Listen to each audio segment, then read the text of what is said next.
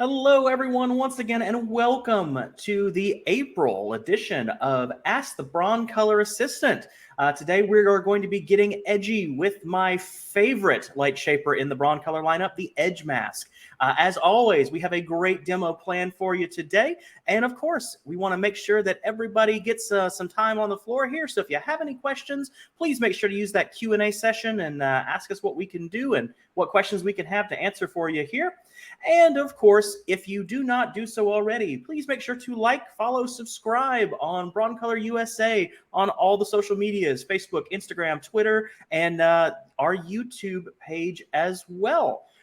So before we get going today, as always, I would like to introduce to everyone our Broncolor assistant, Galvin Collins. Galvin is a photographer and cinematographer working in Portland, Oregon, and has spent over the last 13 years splitting his time as a stills assistant and first assistant AC. As a stills assistant, he has helped bring photographers' visions to life, and as a first AC, he has helped keep the picture sharp. So without further ado, everyone, Galvin Collins. Hello, everybody. Good morning. Thank you for joining us today, and we get to talk about Blake's favorite light modifier here. It really should be him standing in my studio right now talking to you. He's got some great stuff he's going to share a little bit later, and I'm going to show you the technical side of it. So what we're going to do today, I guess I should talk about, if they're, like Blake said, social medias and all that stuff. Anyway, we're going to jump ahead. Today, we're going to cover what an Edgemask is, how does it work, how to set up a softbox. We're going to go over that briefly. We're going to put the Edgemask on a softbox, and we're going to talk about use cases for the Edgemask for product and portrait photographers. And we're going to talk about why the size of the Edgemask and the modifier you're using matters in relation to your subject. Today, we're going to be working with a Scoro 1600 Joule S power pack. We're also working with the Pulso G head. Actually, we're not using Pulso Gs. I have two Unilights on here. I forgot to take that off, but we're using the Unilight heads. We got a couple of soft boxes, one of a strip box, and we're using the Edgemask and the RFS 2.2 transmitter. Scoro pack. If you guys need to know anything about this product, this pack, we did a webinar a little while back, one that I'm really proud of. It goes over all the menus, everything inside of there. It's a real deep dive into the tech behind the Scoro pack. That's available on YouTube at Broncolor USA. Also, we have a webinar, our first webinar about soft boxes, so you can jump in and see that about selecting soft boxes. We do talk about the Edgemask in that webinar as well. Anyway, let's look at an Edgemask. What is this mythical, cool piece of specialty tech? I'm going to try to get this not be too loud on the microphone. But right here, I'm going to go to my wide shot. This is an Edgemask. Essentially, this is a modifier that blocks out the center, probably 85% of the light coming forward, and just sends it out through the strips on the side and the top here. Now, we'll talk about the why of that in a little bit, but let's get into the how to set up a softbox. I'm going to be doing some demonstration here. Can we get the screen to go big on my camera, not to be selfish? All right. Hey, there we go. All right. So all soft boxes, pretty much all of them, specifically the ones all the Broncolor, work with a speed ring.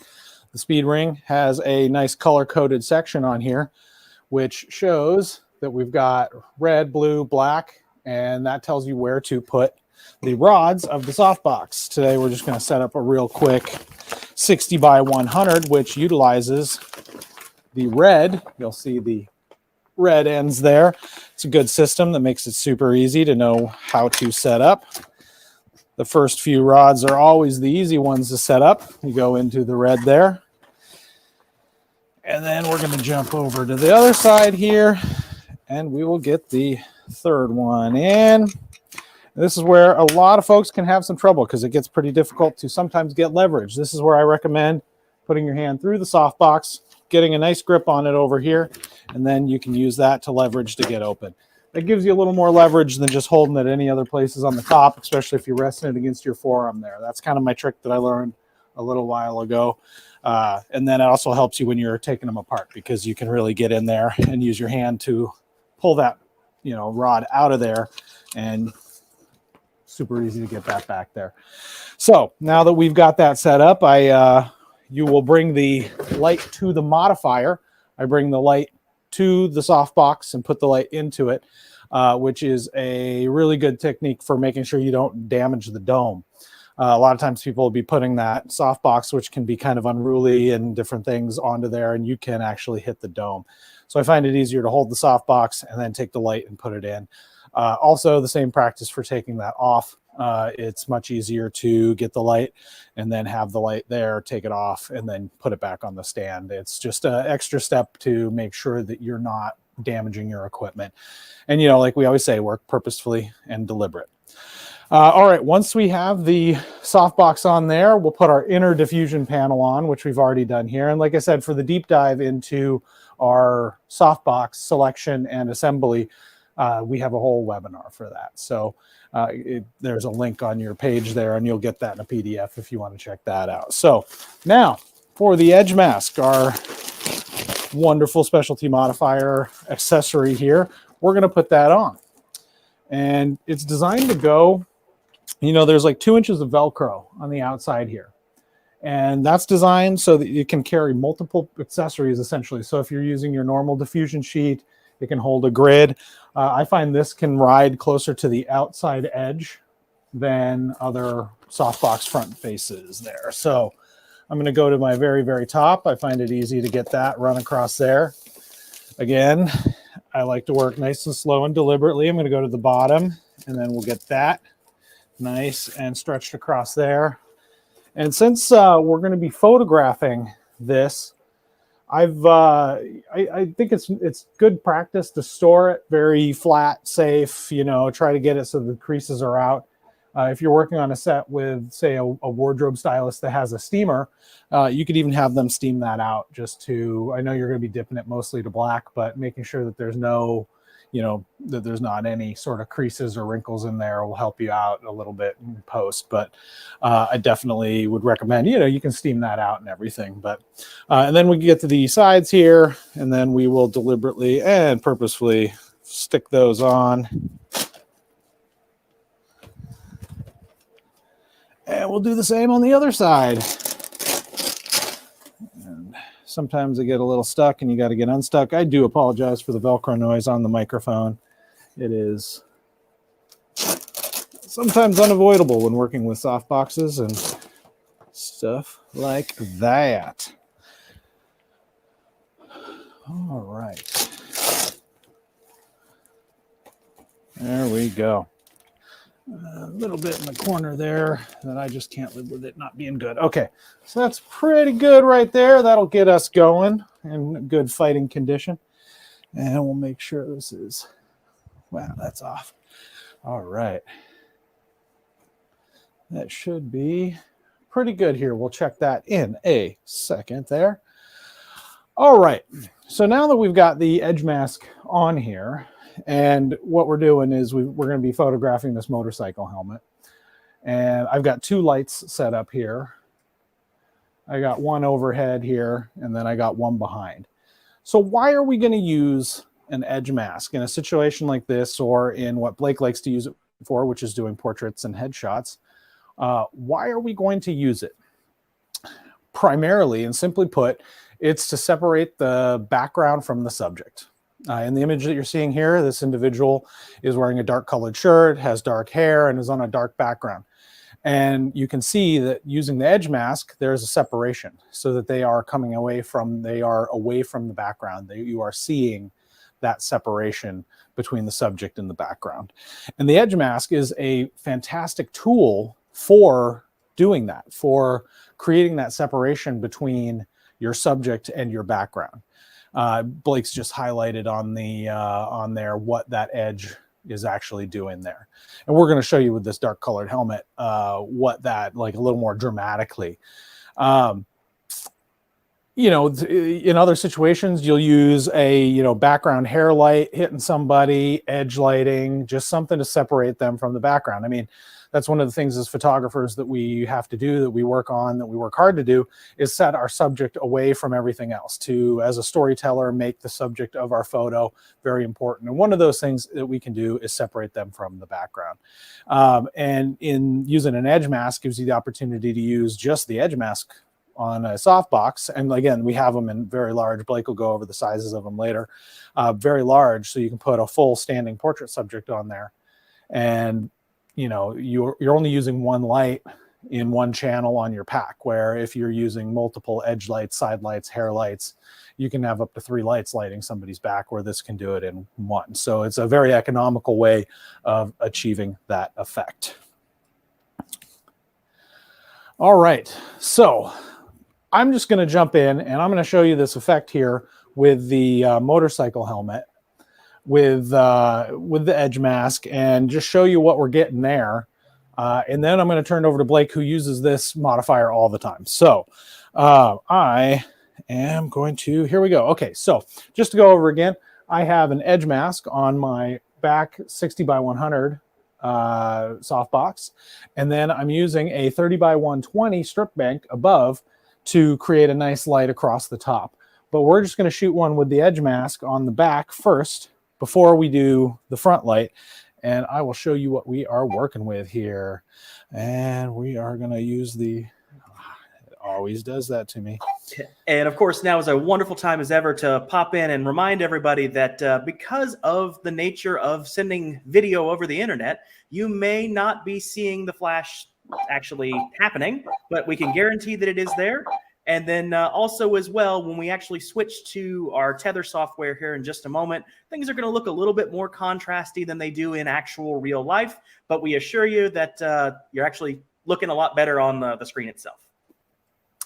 Yeah, these there's something going on with the USB-C out to HDMI that makes everything super contrasty. So I've gone through, and it looks like all of my cool settings disappeared actually. So we're going to do it again real quick. We are going to, no, they're all there. Yeah, they're all there. Okay, cool.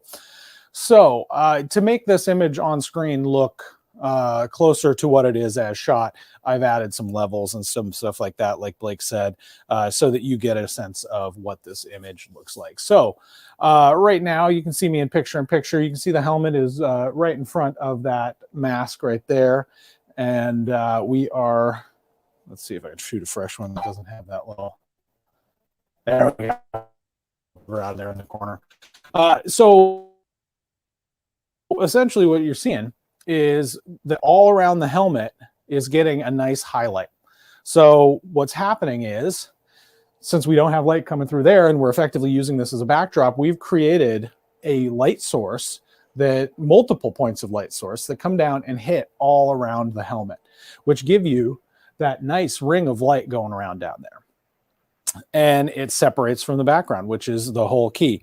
Now, just if you're doing product photography, you're going to want to add another light to give it a, you know, give it some punch, because you don't just want hovery ring lights. So in this situation, this is with my strip light, which I've added a strip mask to, which really narrows out the beam of that light so that it's just catching on here. My goal was to kind of light that logo on the helmet, keep the rest of the helmet fairly mysterious. This is something that you'd kind of do for some edgy product photography, you know, and just kind of a very good use case of doing product stuff. And I think that I'm going to actually turn it over to Blake here to talk about how he uses this to photograph people, which is really cool. Thank you, Galvin. Yes, as we kind of mentioned there, you know, really the demonstration on this webinar today is super simple. It's very much set it and forget it, and it's there and it's ready to go. So that's one of the things I like about the edge mask, and why I have consider it one of my favorite light shapers that we've got. I've got a relatively small studio, so I need to be. Actually, we're gonna go back to this one here. I've got a relatively small studio, so I have to be very economical with the type of modifiers that I'm using, because, you know, setting up too many can very easily get in the way of kind of where we're shooting. As we kind of talked about in some other pieces there with Galvin, it's the edge mask is very easy to create some easy separation from the background. The image that's on the left of the screen here, which you probably have seen during our advertisement portion, is actually, again, highlighting just how much of a great rim light is being created. And it's what you're seeing there on the left is just a crop of the image on the right, where I shot things a little bit wider, where the white of the edge is actually in frame, and then I crop in for my final image. It's very easy to add some drama to your image and go from there. The one other piece that I want to kind of talk about as we are setting everything up is that in the use of shooting a portrait, you're going to want to add more than just the one light in this case. Sure, this is an interesting image. It's mostly kind of exposed, but not quite. So you'll want to add some additional lights to make it a proper portrait. So in this example here, we're actually using two sources. So the key in this case is going to be a Para 88, which is 45 degrees off camera. I'll show that here in just a moment. And then we're using the fill as the edge mask to actually go ahead and separate from the background. Now, in the case of shooting a portrait, as Galvin, or not a portrait, a product, as Galvin showed momentarily, you generally want to take and crop in camera and zoom in so that the image that you're trying to capture is going to be on that black area.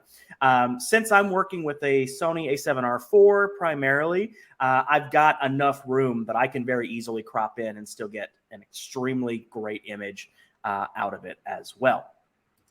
So just to kind of show you here, here's another breakdown of what we were looking at. We've got the edge mask behind the subject, and I've got what I'm referring to as the Para 88 on my little design here, but that's going to be about 45 degrees off camera, providing my fill for everybody.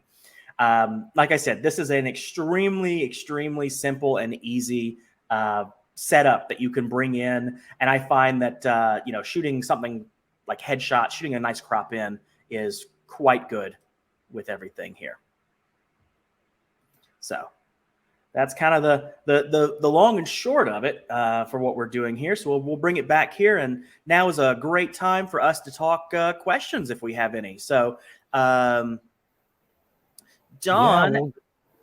here asks, mention handling lens flare. Don, what would you like to know a little bit more about that lens flare here? Well, I think essentially it's pretty obvious. You do have a direct and bright source of light in front of your camera, or in front of your lens heading directly in, and that can in fact cause some lens flare. Definitely working your ratios. If you're separating your background and you have a front light, keeping your ratios tight and in relation to your aperture and everything will really help you out. If you've got those completely off camera and you're really dependent on them to bring in that edge light, sometimes you can get some flare saturation.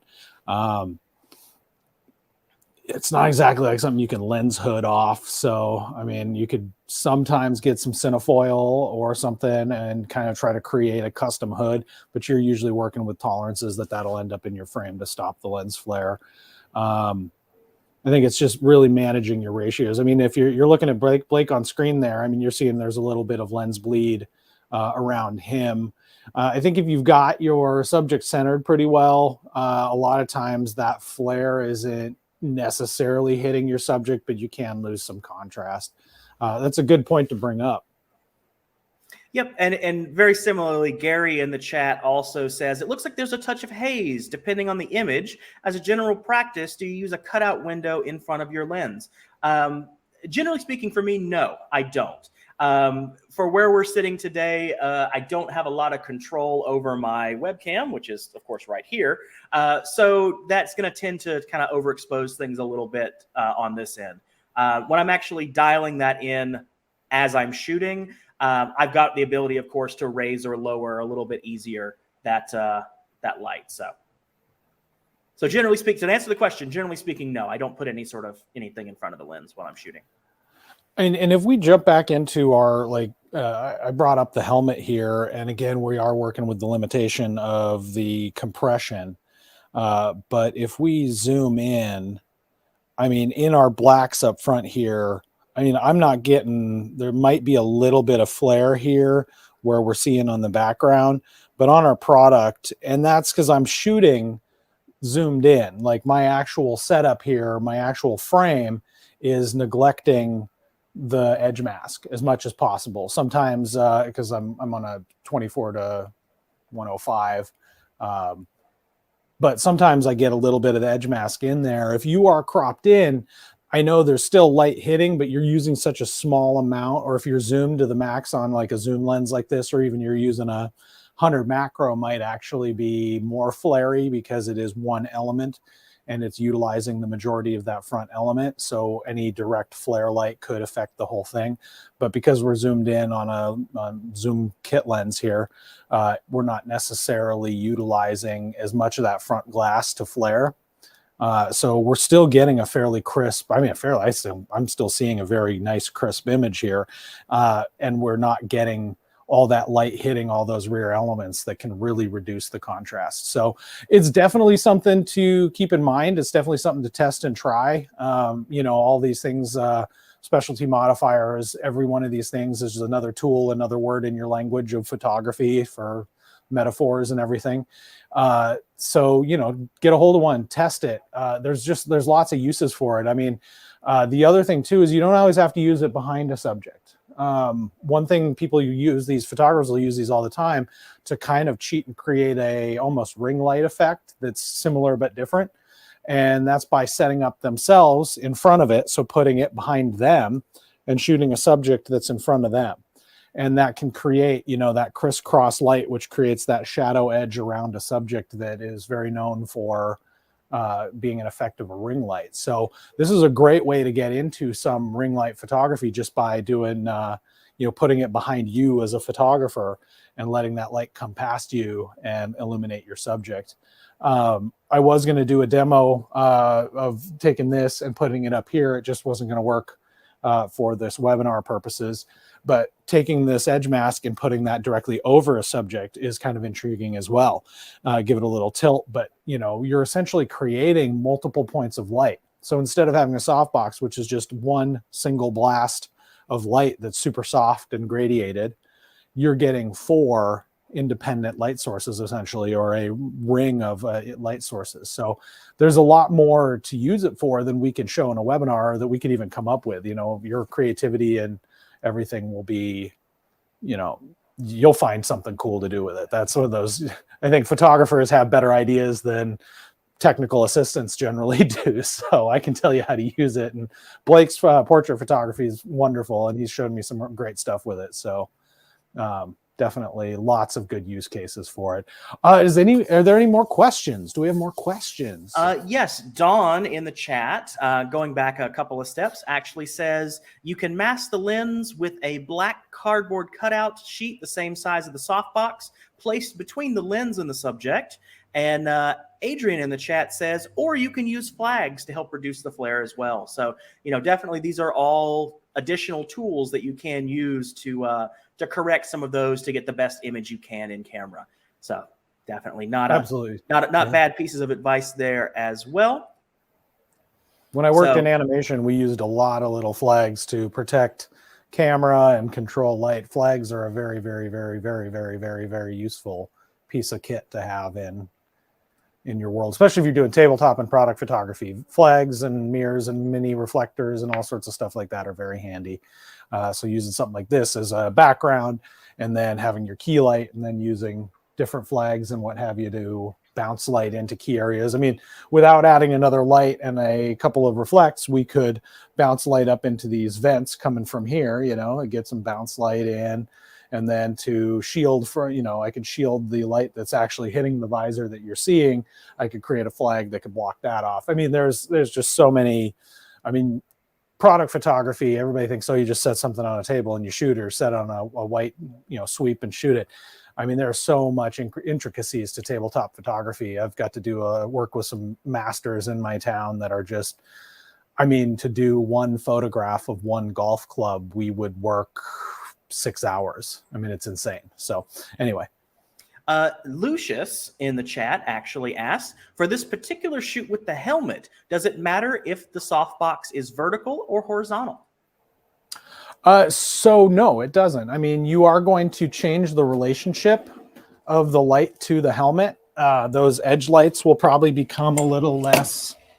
The edge lights on the side are going to be less intense, and then now on the top, it's going to be a little bit more intense because you're changing that physical relationship distance from the light here to the side of the helmet. And we can totally do that. Thank you for asking. Also, the fit of the helmet on the modifier is the challenge here, which is why I didn't do this for the presentation.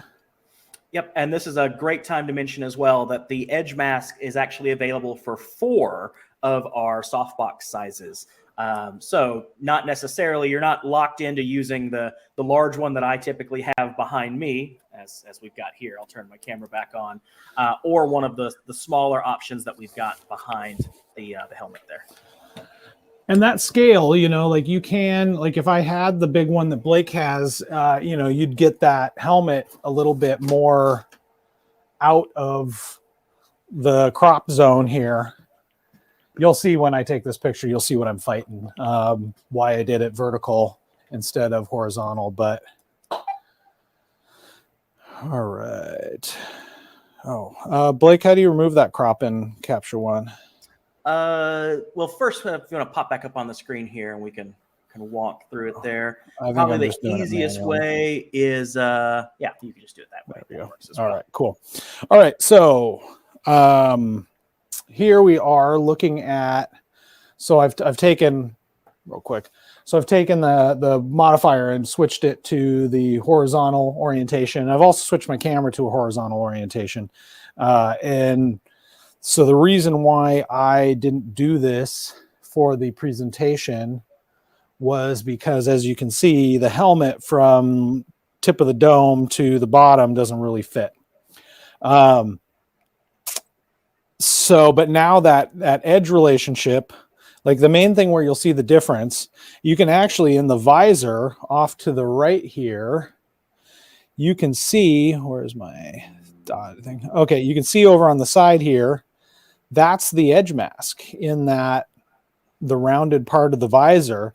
Whereas in this, the edge mask was really, really tight. You can see on the right-hand side, and that intensity of the light versus, it's just that you're changing that relationship of where the light is to the helmet and changing how it looks. So it's definitely, again, a wonderful exercise and good to know that everything you do with these things changes that relationship of the light to the subject.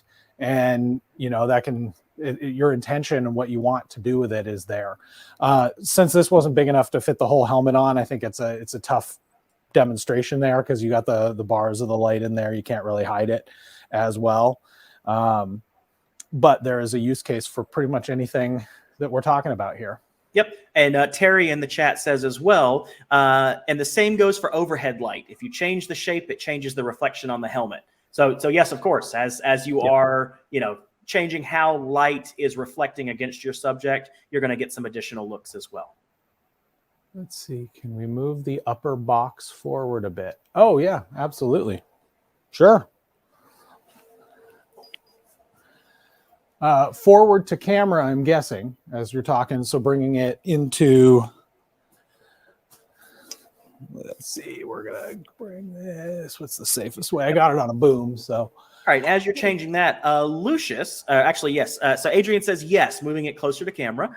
And Lucius says the subject has to be relatively close to the light source. Yes and no. I think to me, it really is more depending on your crop and what you're trying to accomplish sort of in camera.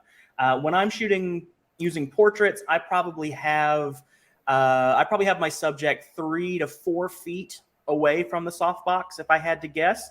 But a lot of that really kind of depends on my framing. Am I looking to do something that's more of a headshot, more 3/4, or depending on the height of the subject that I'm working with. So depending on that height, you know, I've got some room to play. And really, it's going to be more dependent on how much power that you'll be putting through your light itself as to how much of an edge that you're looking to get. Oh, and it looks like Adrian in the chat says a little too much there, Galvin. Looks like we brought it a little too close to camera. Copy that. All right. All right. And Tracy in the chat says, subject to modifier. Remember, it will be harder or softer with distance. Yes, our inverse square law definitely comes into play with everything here as well. So I tend to, like I said, want that very tight and very uniform rim that comes with everything. So, but again, your personal choice may vary in this case. All right. How's that looking there? Looks like we're still getting some reflection in that face shield. Yep. Oh, so yeah, we had it in the original photo. We did. That would be one of those ones where, because we're shooting if I were the lead on this or an assistant making recommendations to a photographer, probably what I would do in this situation. So you can also see my 2 light sources for doing the webinar. I wouldn't have those there if I had house lights on the location. I'd make sure those were off. But I would definitely shoot the helmet for the helmet parts. And then I would do a pass where I would move my modifiers around to shoot for the interior parts. And then that would be a Photoshop trick. You could, of course, work very, very hard to make sure that you are doing this all in camera. That is absolutely something that you could do. I love when people do things in camera and work really hard to do that. Again, that's when we did the golf clubs. We did a lot of work in camera to make sure that everything looked good. Man, I just can't get this to level out on screen. Adrian says, either way, I like the shot, even with the white of the edge mask showing. So, hey, we're doing something right. Hey, yeah. Well, I mean, it's a very exciting and interesting modifier. And I think one thing that we've been able to do with the Pico light accessories and with this is we're talking about specialty modifiers. I mean, this isn't something for every single photo. This isn't something that you're going to use every single day. I mean, you can, but what you're doing is presenting unique ideas, stuff to maybe get your creativity flowing, make you look at it. I mean, it's not what we show you we've used it for or show you great pictures. What you get, what the most important thing is, you look at that and go, you know what, I got an idea and I think I could take that and use that to do this. And that's the best part of doing these webinars, is what you guys do. And I hope that if you get an edge mask and you do something cool with it, you know, hashtag Broncolor USA or Team Broncolor or something, so we can, you know, see what you're doing with it. Because that's kind of the fun thing, is if we talk about a Scoro pack and then people start talking about Scoro packs and shooting with them and they do some really cool stuff, or if they're using the Pico light for some tabletop photography and they show us, I mean, that's the fun part about this. That's, you know, it's great to see what people do with the tools that we talk about. Absolutely. Yeah, you took the words right out of my my notepad here. So I definitely want to encourage everyone to take a look at the Edge Mask, try one out, and definitely make sure to post your results on social media. Give us a tag, give us a like, let us know what we're at. We are, if you follow any of our social medias, you can see that we are extremely happy with our Broncolor community, and we love sharing your work with everyone else. Got another question here, or another comment here in the chat, which I think falls directly under your assistant's purview here, Galvin. Dawn says, I see you wearing dark clothing. That works well to avoid getting into the shot. Yes, absolutely. There's a reason why you guys pretty much only ever see me in black t-shirts around. So. Well, and yeah, I'm probably banging my mic around there. Sorry. As a photo assistant, probably like in the first weeks of learning how to be a photo assistant and getting trained, everybody just says wear black, you know, dark clothes, you know, appropriate pants that you can work 12 hours in, shoes that are comfortable for 12 hours, and always bring gloves. So dark clothes, gloves, always bring gloves. One of these days, I'm just going to make a t-shirt that just says always have gloves. Also, I'm going to make one that just says sandbags, always use them. I'm a big sandbag is the shortest distance to safety on set. Anyway, dark clothes though, absolutely. All right, and I saw another question that that came through as well, but it looks like our chat team may have answered it. But I think it's worthy to kind of talk as well about it. So the question was, do you ever use this concept with a Pico box? And the answer, of course, is that unfortunately the Pico box does not have that middle black portion on it. So by default, you're not going to be able to do that. But with a little creativity and a little bit of gaff tape, I'm sure that you could probably make your own edge mask out of the Pico box for smaller items. Of course, as well, you know, as I mentioned before, the edge mask comes in a bunch of different sizes, so it's probably very easy to make sure you're getting the right size softbox and making it happen that way as well. Yeah, a little poster board on the Pico box, you can make whatever edge you want. I mean, yeah, if you're shooting some really tiny jewelry or macro, that'd probably be a pretty cool effect. That, and if you're doing that, you could, you know, really make a custom edge mask, have control over how much light is coming through there. And you probably wouldn't even have to tape it on. You could create the backdrop and then suspend it there on like some armature wire or animation wire. And then you can move the Pico box in and out in relation to create kind of a nice effect. Yeah, that totally. Again, these are great ideas. This is the reason why I love doing these things, is like the what ifs, and I hope you try it. I hope you come up with something great. Absolutely. So I think it's about that time where we start bringing everything in for a landing. Are there any other questions that that we want to have about shooting on the edge mask or any of the concepts we kind of talked about today?